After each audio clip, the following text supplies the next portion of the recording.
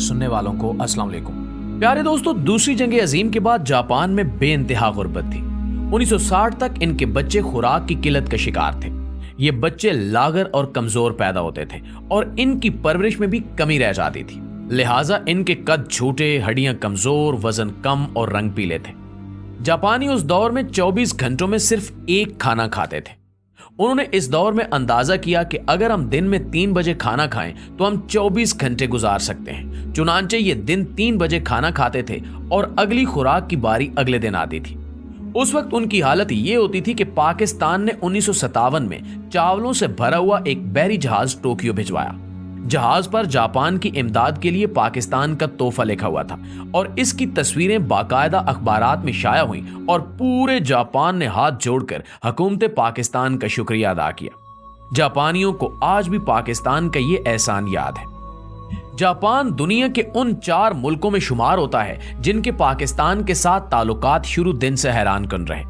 हिंदुस्तान के आखिरी वासराय Lord Mountbatten Pakistan और भारत को 15 अगस्त 1947 को आजादी देना चाहते थे।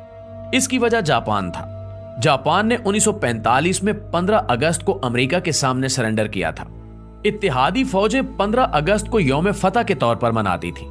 लॉर्ड माउंटबेटन की ख्वाहिश थी कि 15 अगस्त 1947 को जब पूरा बरतानिया यौम फतह मना रहा हो तो भारत और पाकिस्तान की पैदाइश उस वक्त हो, ताकि हर साल जब इन दोनों मुल्कों के लोग आजादी की तकरीबात मनाएं तो उस वक्त जापानी अफसरदा हों और ये खेल ताअबद जारी रहे। ये मंसूबा जब कायद आजम के सामने पेश किया गया तो आपने फौरन इनकार कर दिया।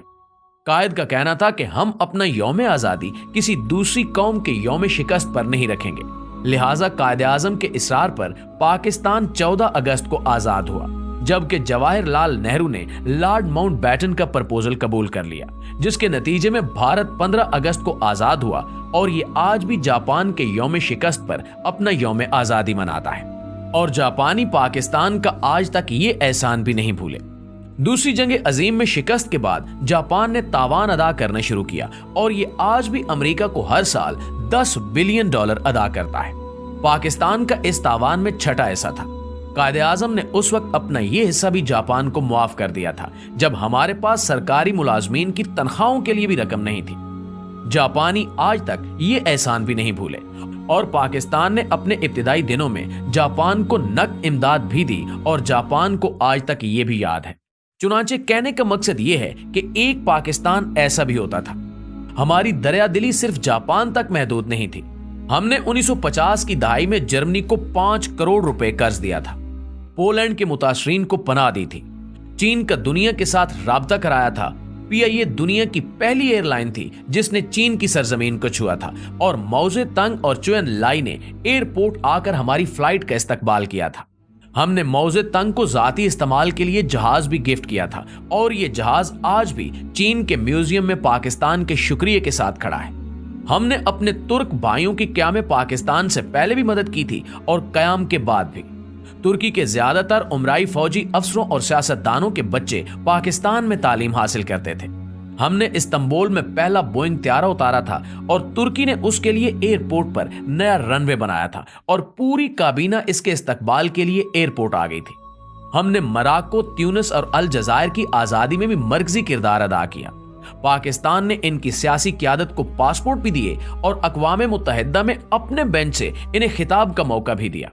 चीन और अमेरिका का पहला राब्ता और हेनरी किसिंजर और सदर रिचर्ड निक्सन के चीन के पहले दौरे का इंतजाम भी हमने किया था। चीन में लोहे का पहला कारखाना पीको की तर्ज पर लगा था और चुएन लाई इसे देखने के लिए अपने मायरीन के साथ 1960 की दहाई में लाहौर आए थे। नाज़रीन, ईरान की तरक्की और यूरोप और अमेरिका के साथ ताल्लुकात में भी पाकिस्तान ने इंतहाई अहम किरदार अदा किया था। शाह ईरान हर दूसरे माह पाकिस्तान का दौरा करते थे और पाकिस्तान की तरक्की को हैरत से देखते थे। फलस्तीन के लिए पहली आलमी आवाज भी हमने उठाई थी। शाम, उर्दन और मिस्र की सिफारतकारी, आजादी और बहाली में भी पाकिस्तान का अहम किरदार था।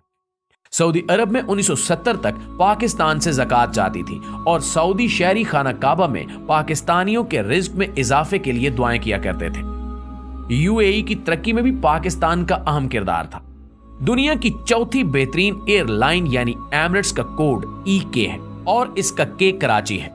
ये एयरलाइन कराची से स्टार्ट हुई थी, हमने इन्हें जहाज भी दिया था और अमला भी, लिहाजा ये आज भी अमारात कराची है। माल्टा के बच्चों के सिलेबस में पीआईए का पूरा एक बाब है। सिंगापुर एयरलाइन और पोर्ट दोनों पाकिस्तानियों ने बनाई। इंडोनेशिया और मलेशिया की अशराफिया के बच्चे पाकिस्तान में पढ़ते थे। मलेशिया का आईन तक पाकिस्तानी वकला ने लिखा था।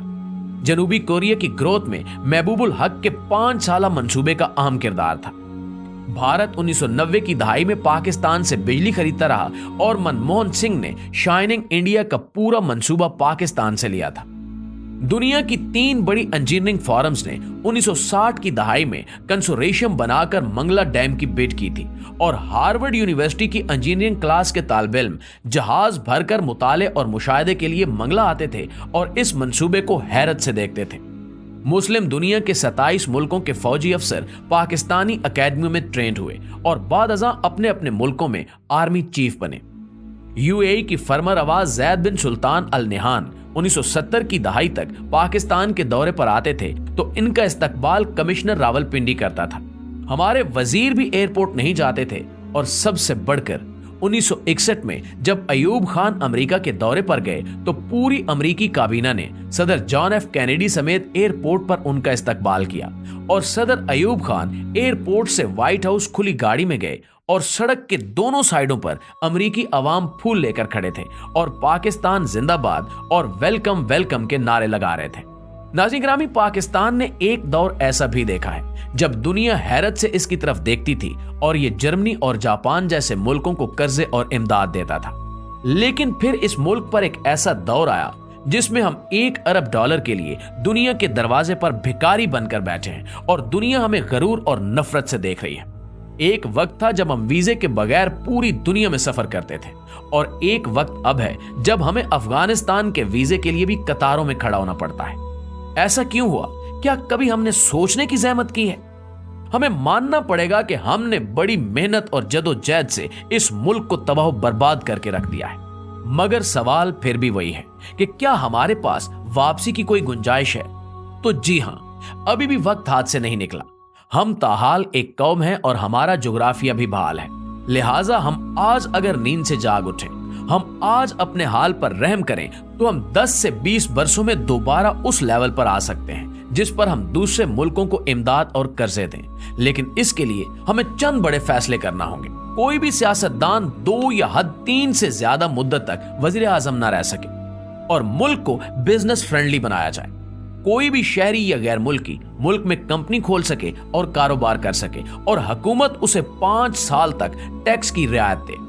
हम फौरी तौर पर आबादी कंट्रोल करें और 30 साल की उम्र तक तमाम लोगों को हुनरमंद भी बनाएं। मुल्क में कोई शख्स बेहुनर और बेरोजगार ना हो। और आखिरी मशवरा, मुल्क के तमाम स्टेक होल्डर्स एक ही बार बैठकर अगले 20 साल का कौमी मंसूबा तैयार कर लें और फिर कोई शख्स उसे छेड़ने की जसारत ना करे और जो करे उसे करार वाकई सजा दी जाए।